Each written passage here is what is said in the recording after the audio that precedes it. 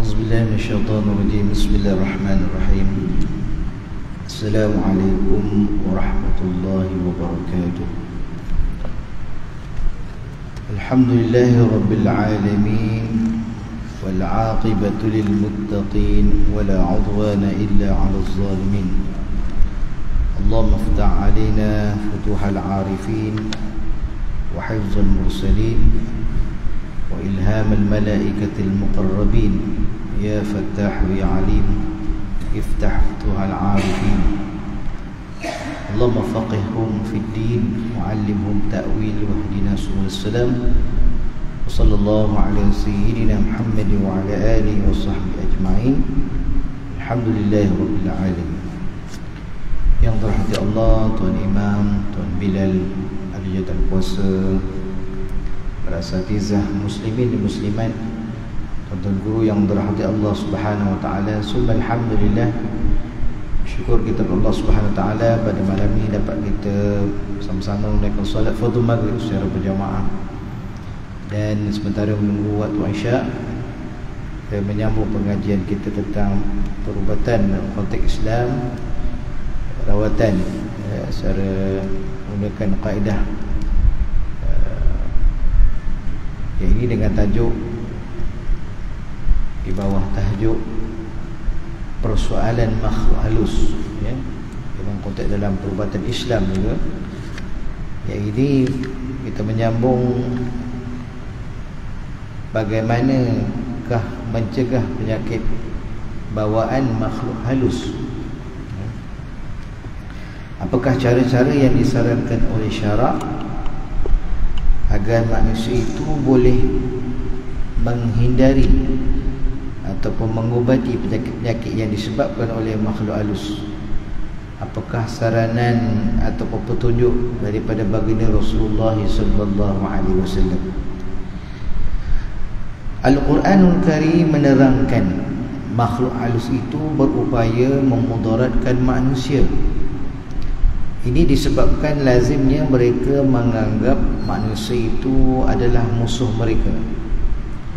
Apabila kita hidup bermusuhan, maka berbagai-bagai masalah yang akan datang, yang akan timbul di dalam masyarakat amnya manusia.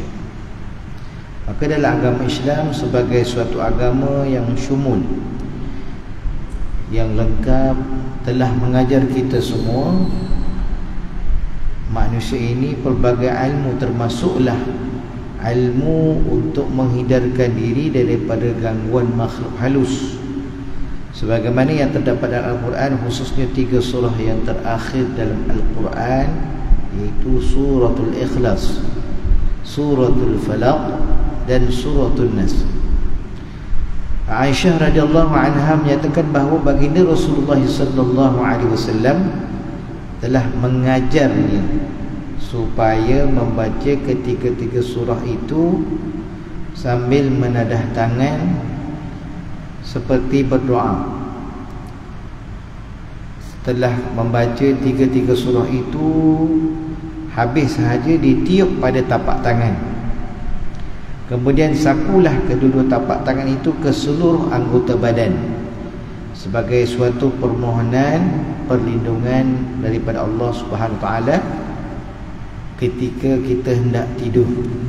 Ini diajar oleh baginda Rasulullah sallallahu alaihi wasallam. Kadang timbul pada keadaan manusia pada hari ini yang tidurnya tidak tenteram, diganggu, dah tidur 6-7 jam, tapi dia rasakan tidur itu baru saja, rasa macam setengah jam tidur. Ini gangguan juga, ya. Maka itu yang disuruh oleh baginda Rasulullah sallallahu alaihi wasallam, dibaca 3 surah yang saya sebutkan tadi, ditiup pada tapak tangan. Setelah habis baca, ditiup dan disapu pada seluruh anggota badan sebagai satu usaha ikhtiar minta pada Allah perlindungan daripada gangguan makhluk halus. Maka surah Ikhlas itu, Qul huwallahu ahad hingga akhir, memberi mesej bahawa kita hendaklah membulatkan diri kita keimanan, keesaan kepada Allah Subhanahu wa taala yang esa tanpa sebarang keraguan. Dan kepada Allah sahajalah kita bertawakal, tempat kita memohon perlindungan, memohon pertolongan daripada Allah Subhanahu wa taala. Manakala suratul Falaq pula adalah untuk memohon perlindungan daripada Allah Subhanahu wa taala yang mengatur semua makhluk supaya dihindari daripada semua anasir-anasir kejahatan, utamanya makhluk halus ataupun makhluk yang kasar, manusia, ya. Dihindari semua kejahatan, sama ada kejahatan itu pada waktu malam ataupun pada waktu siang, ataupun kejahatan yang dikatakan oleh tukang sihir yang meniup dengan nafasnya ataupun daripada orang yang berhasad dengki. Maka sementara itu suratul Falaq. Manakala suratul Nas iaitu memohon perlindungan daripada bisikan dan kejahatan syaitan yang sentiasa mengajak manusia itu melakukan pelbagai perkara-perkara yang tidak diizinkan oleh Allah Subhanahu wa taala. Ada sahaja yang dibisikkan. Orang yang baca Quran dibisikkan, cukup-cukuplah baca Quran tu, jangan banyak sangat. Duduk dalam majlis zikir, ya, rasa macam lama sangat duduk, ya. Bila selesai sahaja sekejap rasanya. Bila keluar masjid rasa tak ada pula begitu. Ini dia gangguan yang dibisikkan. Nak buat apa sembahyang kat masjid, sembahyang kat rumah sahaja. Ini ganggu. Bisikan-bisikan. Tak perlu buat amal ibadah, tak perlu nak puasa sunat dan sebagainya. Diganggu bisikan-bisikan ini. Maka ketika surah ini digunakan untuk menghindari ataupun mengubati manusia yang terkena perbuatan makhluk halus. Maka dalam sebuah hadis sahih, Nabi Muhammad sallallahu alaihi wasallam pernah cuba disihir. Nabi pernah disihir oleh seorang Yahudi yang bernama Labid bin Al-A'sam. Lalu Jibril alaihissalam, malaikat Jibril datang mengajar Nabi bagaimana hendak menghindari dan mengubati penyakit ataupun sihir tersebut. Lalu disuruh membaca Al-Mu'awizat, ya. Apa dia Al-Mu'awizat? Itulah tadi 3 surah yang sebutkan tadi. Qul huwallahu ahad, Qul a'udzu birabbil falaq, Qul a'udzu birabbin nas. Dengan dijadikan satu amalan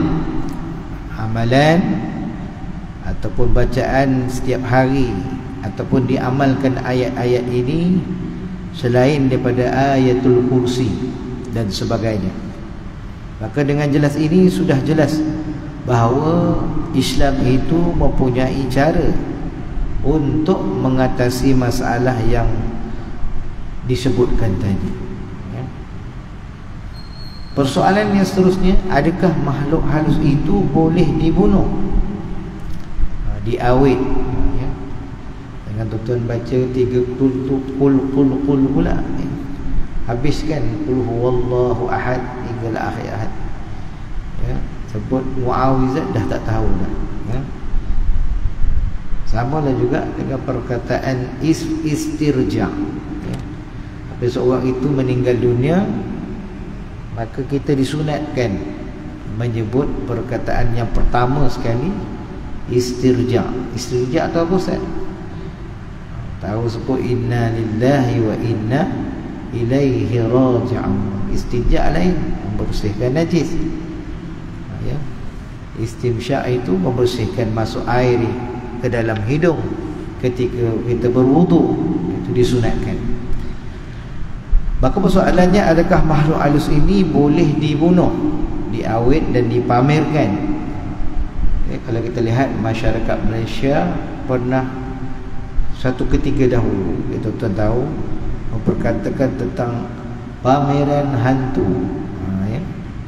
yang berjaya menarik ramai pengunjung. Soalannya, adakah yang dipamerkan itu hantu yang sebenarnya?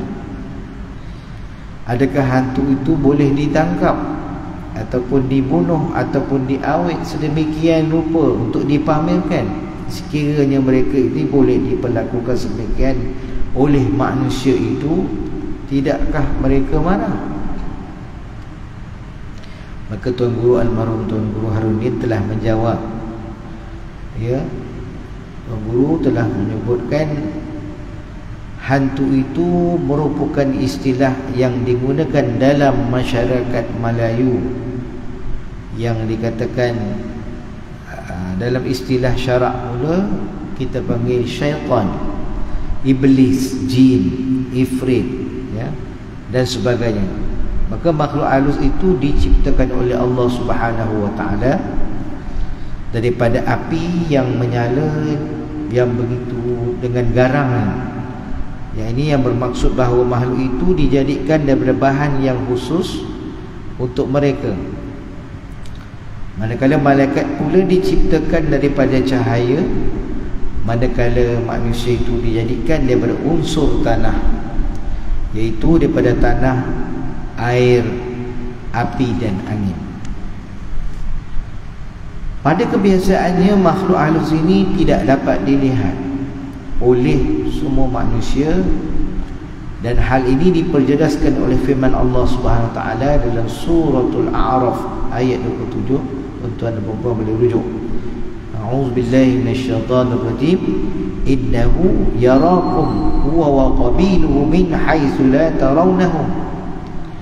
Yang bermaksud sesungguhnya syaitan itu dan kaumnya melihat kamu di dalam keadaan yang kamu tidak dapat melihat mereka. Ini jelas. Ayat ini merujuk kepada kejadian makhluk halus ini yang tidak dapat dilihat dengan mata kasar manusia, sedangkan mereka makhluk halus yang dapat melihat manusia dengan begitu mudah. Ini dalam masjid ni tuan-tuan tengok kan, kosong tengah-tengah ni, mereka ada. Kita tak nampak dia nampak kita. Maka ayat ini menunjukkan kepada kita semua makhluk halus ini mempunyai rupa paras mereka yang tersendiri. Maknanya ciptaan oleh Allah Subhanahu wa taala. Bentuk yang khusus itu adalah rupa asli yang tidak dapat dilihat oleh manusia. Namun demikian, Allah Subhanahu wa taala telah mengizinkan mereka menjelmakan diri mereka boleh menjadi ular hitam ataupun anjing yang berwarna hitam, burung, kalajengking dan sebagainya pada masa tertentu boleh dijelmakan dalam keadaan beberapa kategori binatang yang sebutkan tadi. Ini dirujuk pernah berlaku pada bila? Di dalam sejarah Islam beberapa kejadian di mana Allah SWT telah mengizinkan mereka ini menyerupai manusia, seperti mana yang berlaku dalam mesyuarat muafakat musyrikin jahiliyah Makkah yang akhirnya memutuskan untuk membunuh Nabi Muhammad SAW pada malam hijrah Rasulullah SAW ke Madinah. Maka pada ketika itu syaitan ini dia menyerupai, dia menjelma sebagai manusia yang dikenali sebagai Syekh An-Najdi. Begitu juga dalam suatu peperangan yang makhluk halus ini menyerupai Suraqah bin Malik pernah. Maka dalam sebuah hadis sahih yang diriwayatkan oleh Imam Muslim, seorang pemuda telah membunuh seekor ular di zaman peperangan Khandaq di Madinah. Lalu apabila ular itu mati, pemuda itu pun turut meninggal dunia. Dan pada ketika itulah Nabi SAW telah menjelaskan bahawa itu adalah angkara perbuatan jin yang memeluk Islam, namun berlaku salah faham. Salah faham kerana pemuda itu menyangka itu adalah ular yang sebenar, sedangkan ular itu adalah jin yang menyamar. Maka jin tersebut telah bertindak balas dan akhirnya dibalas pemuda tadi dengan meninggal dunia. Makhluk halus itu ataupun hantu yang sememangnya wujud mengenai pameran yang disebutkan tadi, ya, maka secara peribadi Tuan Guru almarhum telah menyatakan, ya, bahawasanya tidak menyungi pameran tersebut, ya, almarhum tidak datang ke pameran tersebut, tetapi melalui laporan akhbar, ya, merasakan suatu ini suatu yang ajaib, hairan. Bagaimana, ya, lembaga-lembaga ini diberi nama jengkot, lansui, toyol, ya, dan sebagainya. Yang lebih menghairankan lagi, lembaga-lembaga tersebut ini didakwa dapat dilihat, dapat dipegang dan dirasa oleh pengunjung. Ini telah berlawanan, bercanggahan. Innahu yarakum huwa wa qabiluhu min haitsu la tarawnahu. Syaitan dan kaumnya melihat kamu dalam keadaan yang kamu tidak dapat melihat mereka. Bagaimana pula boleh? Namun almarhum Tuan Guru telah menyatakan bagi mengesahkan objek yang dipamerkan itu hantu yang sebenarnya, maka beberapa kajian perlu dilakukan. Contohnya pemeriksaan DNA, ya, organ dalamannya, struktur jasmaninya, darahnya, rohnya, ya, dan sebagainya perlu dilakukan. Maka kajian secara saintifik telah menggunakan peralatan-peralatan yang canggih, boleh memastikan sama ada lembaga-lembaga yang dipamerkan dan sedemikian itu merupakan hantu yang sebenar ataupun hanya suatu hasil seni kreatif yang berdasarkan imajinasi manusia semata-mata. Maka golongan makhluk itu apabila sudah dapat dilihat secara fizikal, tidaklah boleh dinamakan makhluk halus, kerana mereka adalah makhluk kasar. Kita manusia ni melihat, maka kita dapat melihat sesama kita. Makhluk halus dia boleh nampak kita, kita tak boleh nampak dia. Oleh yang demikian itulah hal-hal yang seperti ini amat memerlukan pengesahan daripada pakar biologi ataupun saintis, doktor yang mahir tentang kaji purba, yang merujuk kepada pandangan ulama yang mahir dalam bidang tersebut. Maka dalam terdapat makhluk halus yang tidak boleh dibunuh kerana mereka diberikan umur yang panjang. Kita lihat sekarang ni berbagai-bagai teknologi yang kata perubatan Islam ini dibunuh makhluk halus tersebut. Sedangkan, ya, terdapat makhluk halus yang tidak boleh dibunuh kerana apa? Kerana diberikan umur yang panjang sehingga hari kiamat. Dan ada juga yang mati atau dibunuh. Hanya iblis sahaja yang tidak boleh dibunuh, sebagaimana firman Allah Subhanahu Wa Taala dalam sebuah hadis ataupun, ya, dalam firman Allah Subhanahu Wa Taala dalam suratul Hijr, Allah telah rakamkan ayat 36 hingga 38. A'udzubillahi minasyaitonir rajim. Qala rabbi fa'anzirni ila yaumi yub'atsun. Qala fa innaka minal munzirin ila yaumil waqtil ma'lum. Maksudnya iblis telah berkata kepada Allah, qala rabbi fa'anzirni, wahai Tuhanku, jika demikian berilah tempoh kepadaku hingga ke hari mereka dibangkitkan, yaumi yub'atsun, yakni pada hari kiamat. Lalu Allah berfirman dengan permohonan itu, maka sesungguhnya engkau termasuk dari golongan yang diberikan tempoh ila yaumil waqtil ma'lum. Yang ini dari golongan yang diberikan tempoh hingga ke hari waktu yang telah ditentukan. Ahli tafsir menjelaskan bahawa setelah iblis enggan tunduk kepada Allah Subhanahu wa taala, dia dilaknat dan dikeluarkan daripada syurga. Mereka berdoa kepada Allah agar umur mereka dipanjangkan, lalu Allah menganugerahkan kepada mereka umur yang panjang sehinggalah hari kiamat.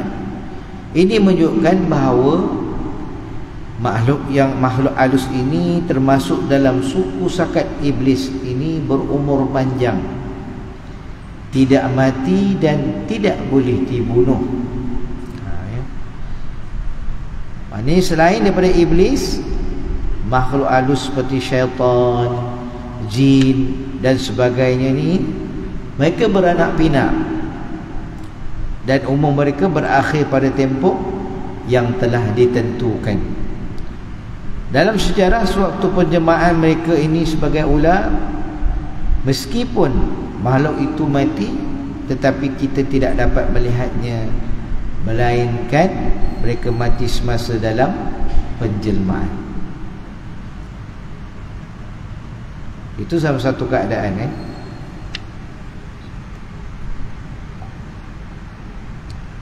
Mengenai dakwaan dibunuh dan diawet pula, untuk menjadi tontonan masyarakat umumnya, maka saya yakni Tuan Guru almarhum bertawakuf untuk mengesahkan makhluk tersebut adalah hantu, kerana penjelmaan sedemikian rupa tidak pernah berlaku dalam sejarah Islam.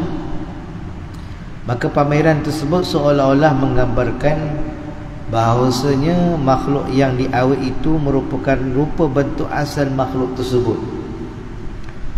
Sekiranya makhluk itu ditangkap dan dibunuh untuk diawetkan, sudah tentulah makhluk halus itu akan marah, maka keluarganya akan marah, maka manusia akan terbabit, pasti akan didendami dan dizalimi makhluk tersebut. Maka dalam keadaan manusia tidak menzalimi makhluk halus pun, kita sering mendengar mereka menzalimi manusia. Contohnya, mereka telah merasuk dan sebagainya. Ini kan pula tanpa sebab munasabah, manusia itu ditangkap, tanpa sebab munasabah ditangkap dan dibunuh untuk dijadikan tontonan.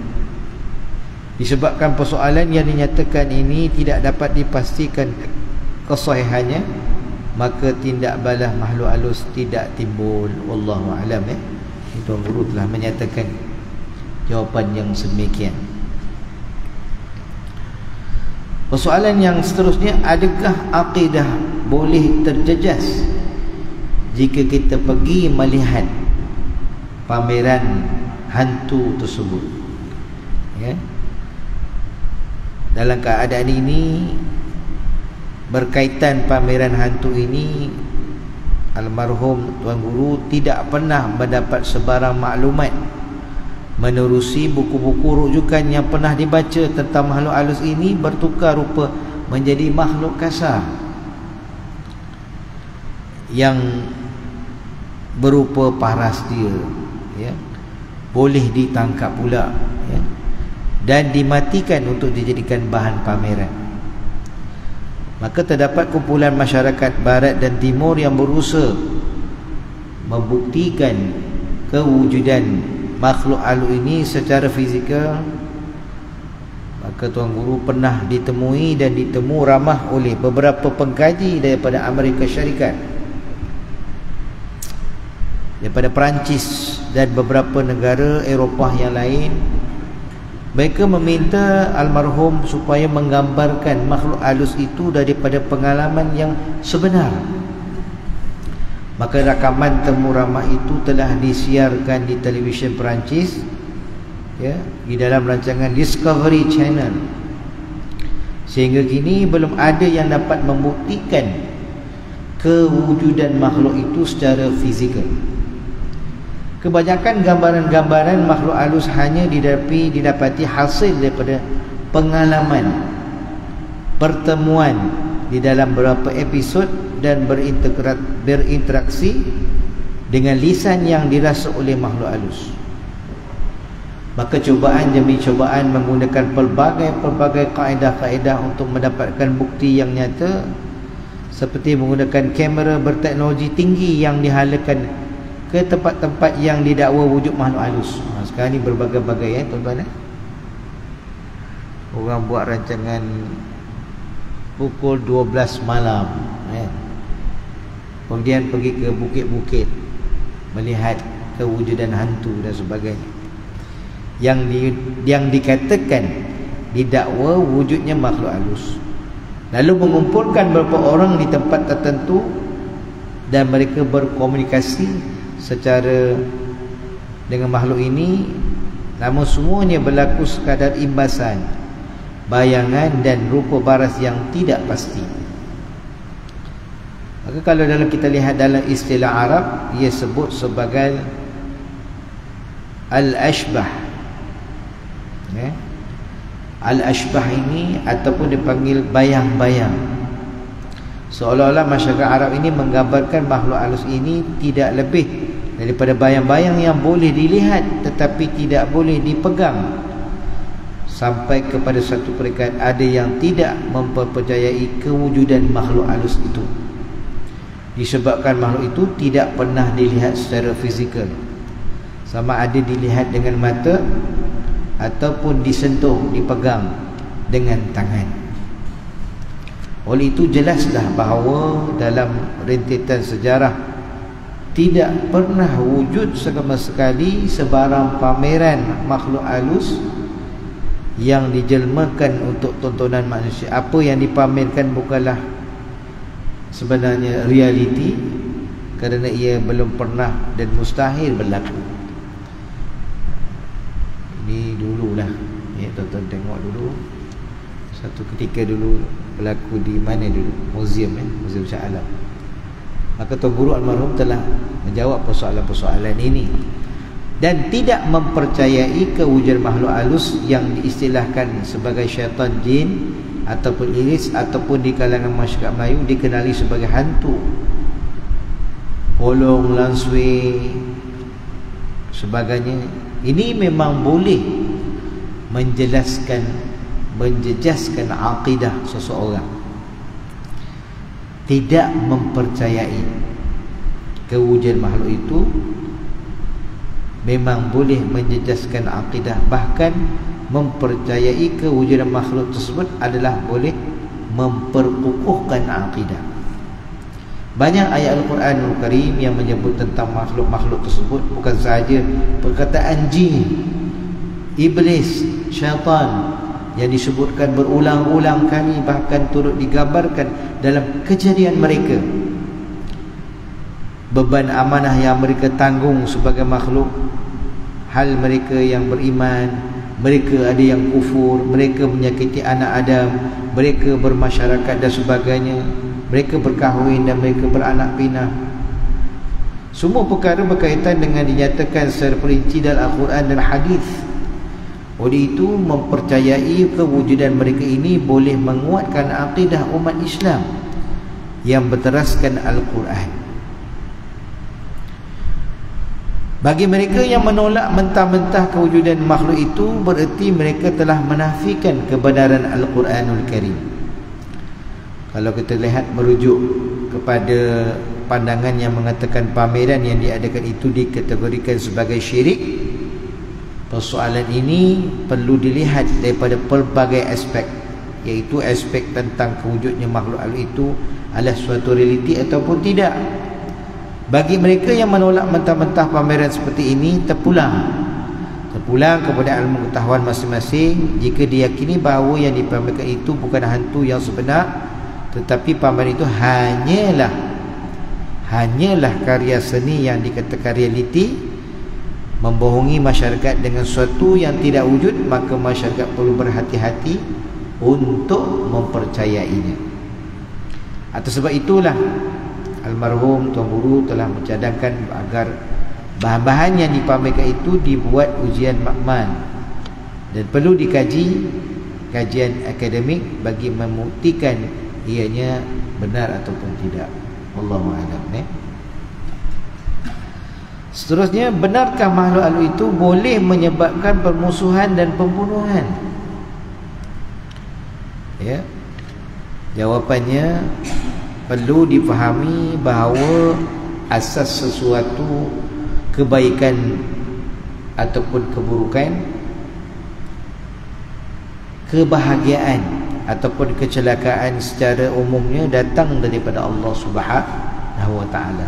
Ini jelas berdasar pada Al-Quranul Karim.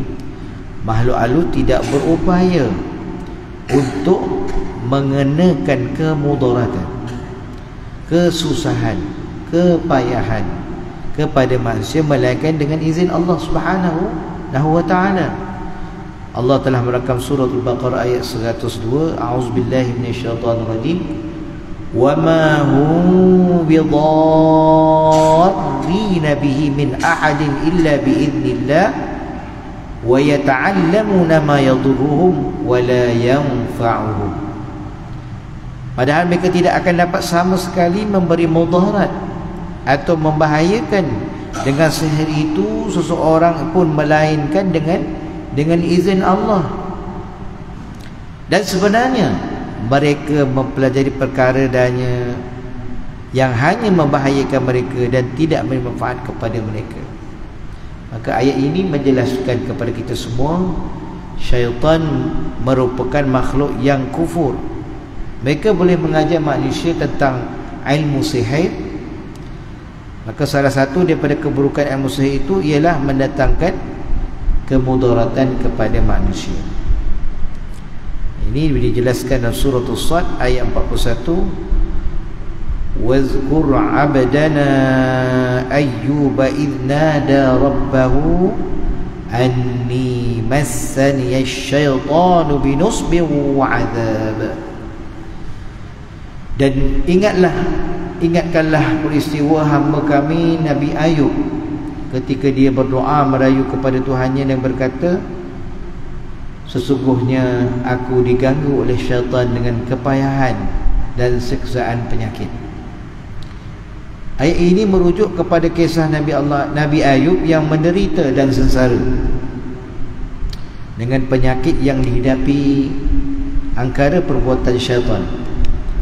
Maka penyakit ini jelas berlaku dengan izin Allah Subhanahu wa taala.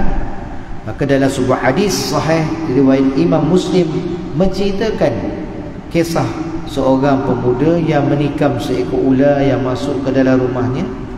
Lalu ular itu telah menggelepar lalu mati. Setelah itu pemuda pun tersebut turut menggelepar dan mati. Inilah angkara membunuh seekor ular yang jelmaan daripada makhluk halus itu. Itu syaitan juga boleh menyebabkan permusuhan.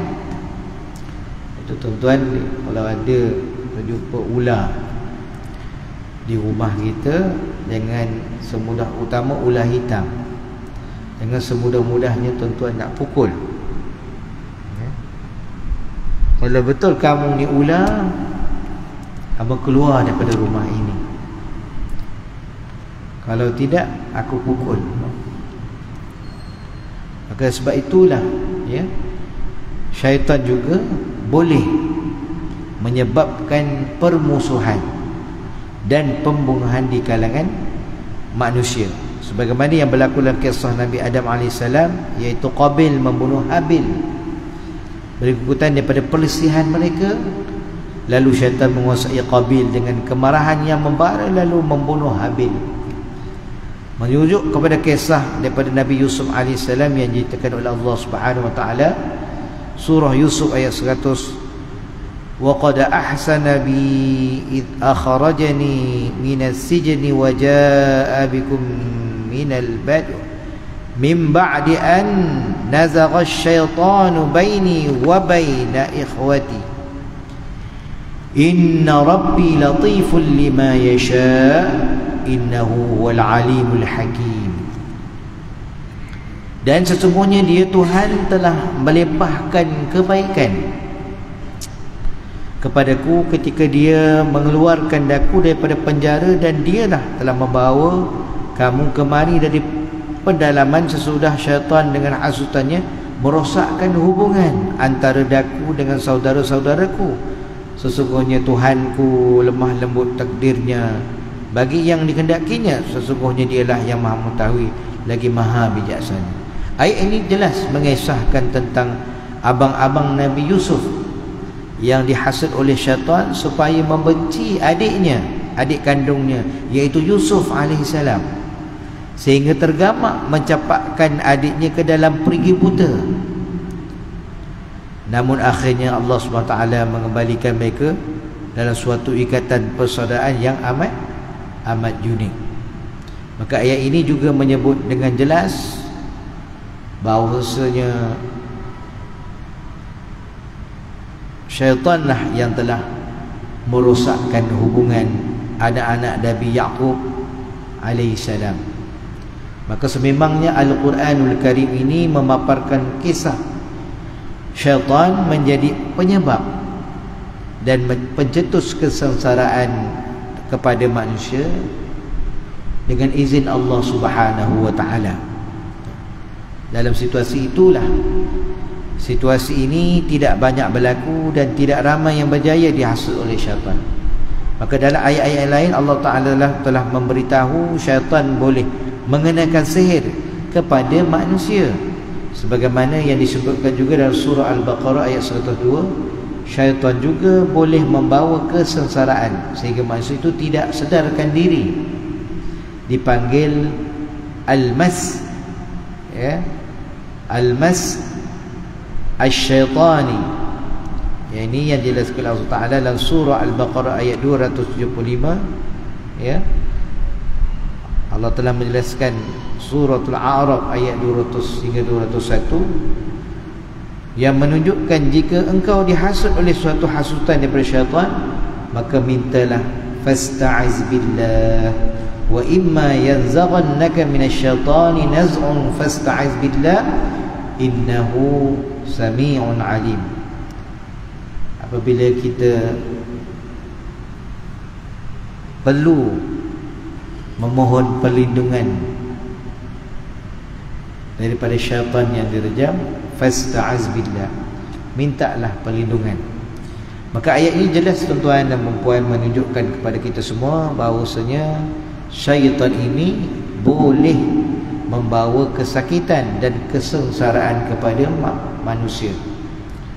Kita boleh membuat kesimpulan bahawasanya keupayaan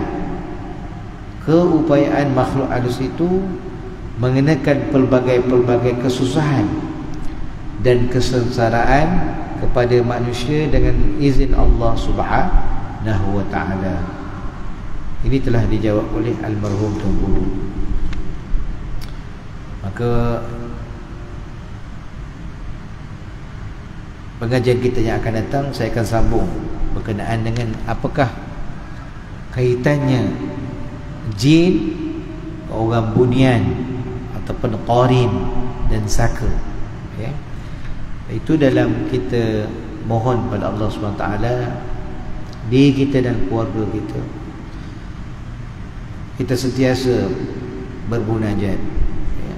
Sehingga kita nak baca Quran pun disuruh kita memulakan fasta'iz billah, bacaan ta'awuz, minta perlindungan. A'udzubillahi minasyaitonir rajim. Nak baca Quran tuan-tuan,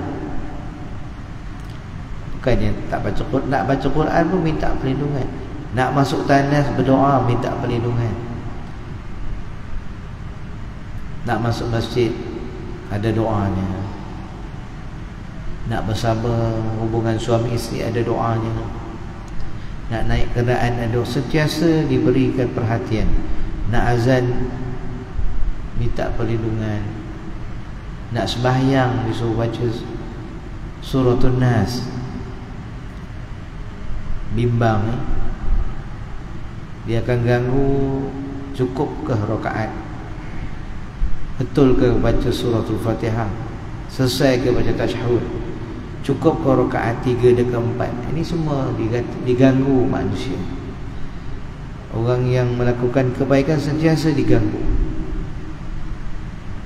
Patah lagi mereka yang sedang diuji oleh Allah Ta'ala dari waktu kesakitan, yang tidak merasakan itu adalah ujian Allah Subhanahu Wa Ta'ala yang datangnya. Wala nabluwan alladhina idza asabatkum musibah wala nabluwannakum bi syai'in minal khawf wal ju' wa naqsin minal amwal. Aku uji dengan ketakutan, kelaparan dan sebagainya. Maka dalam keadaan itulah kita disaran oleh baginda Rasulullah sallallahu alaihi wasallam, ya, supaya kita sentiasa meminta perlindungan, bermohon kepada Allah Ta'ala, minta lindung, minta dengan Allah Subhanahu Ta'ala sentiasa Allah melindungkan diri dan keluarga kita. Sehingga nak masuk rumah disuruh kita membaca ayatul kursi. Untuk nak keluar rumah baca suratul Ikhlas dan diikuti dengan ayatul kursi. Nak masuk rumah selain itu bagi salam, tuan-tuan hendaklah membaca ayatul kursi sebagai satu ikhtiar perlindungan. Atau nak makan di kedai makan, baca doa. Kita takut dalam ada yang berlaku ujian, nak menguji sama ada ilmu itu betul ataupun tidak, sesuai ataupun tidak. Maka timbullah berbagai-bagai keadaan yang kita lihat masih lagi sehingga kini, ya, berapa ramai yang kena santau dan sihir. Itu kita sentiasa mohon pada Allah Subhanahu Wa Ta'ala ketika kita hendak masuk, apatah lagi di tempat-tempat orang ramai, di pasar. Pasar itu tempat syaitan. Ada doa yang Nabi menyuruh kita membaca doa kita masuk dalam pasar itu. Kita tidak mengamalkan itu tersebut, masuk ke tandas. Kenapa? Dengan menggunakan kaki kiri. Kesemuanya ini menunjukkan peradaban dalam Islam itu amat syumul, lengkap, ya, menjaga. Tetapi syaitan itu telah berjanji dia terus hidup sehinggalah hari yang ditentukan pada yaumul ma'asud, iaitu pada hari kiamat nanti barulah dia dimatikan. Itu janji. Kerana sebab itulah, ya, kita sentiasa berwaspada, bermohon pada Allah Subhanahu Wa Taala. Apa jua akan diganggu, ya, kehidupan kita, ya, sentiasalah kita berlindung Allah Subhanahu Wa Taala, ya, supaya dia tidak membisikkan perkara-perkara yang tidak baik, ya. Kita sentiasa melakukan amal bakti ini, ya, dan tidak terutama sekali iaitu apakah mereka yang sedang diuji dengan, ya, ketika nazak, ya, maka ketika itu sama ada kita disuruh masuk agama Yahudi, ya, ataupun masuk agama Islam, itu kita selalu membisikkan perkataan tauhid dengan kalimah la ilaha illallah.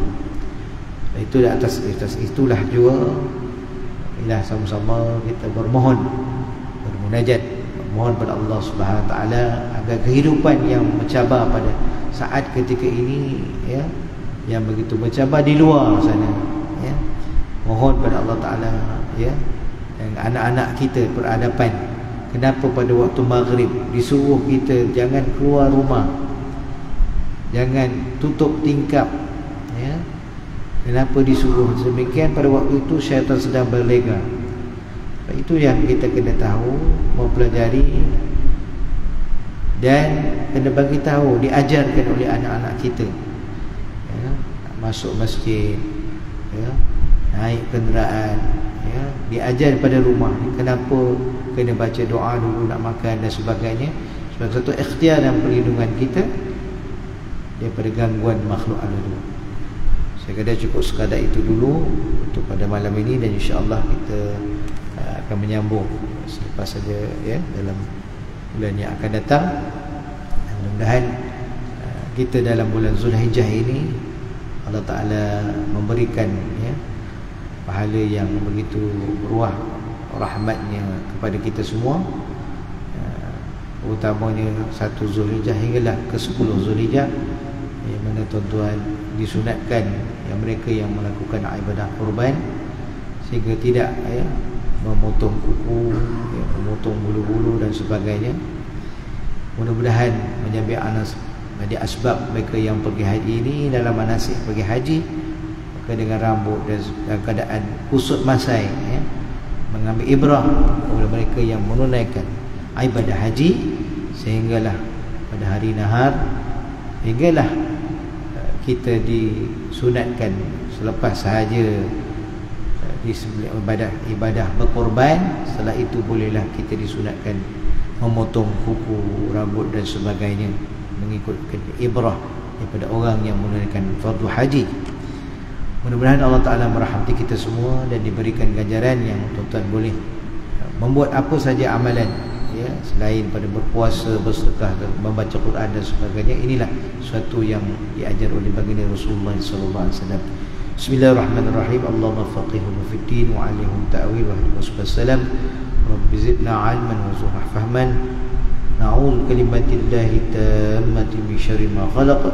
Na'udzu kalimatillahi tammati min syarri ma khalaq. Rabbana atina fid dunya hasanah fil akhirati hasanah wa qina 'adzaban nar. Sallallahu alaihi sayyidina Muhammad wa ala alihi wa sahbihi ajma'in. Alhamdulillahi rabbil alamin. Assalamualaikum warahmatullahi wabarakatuh.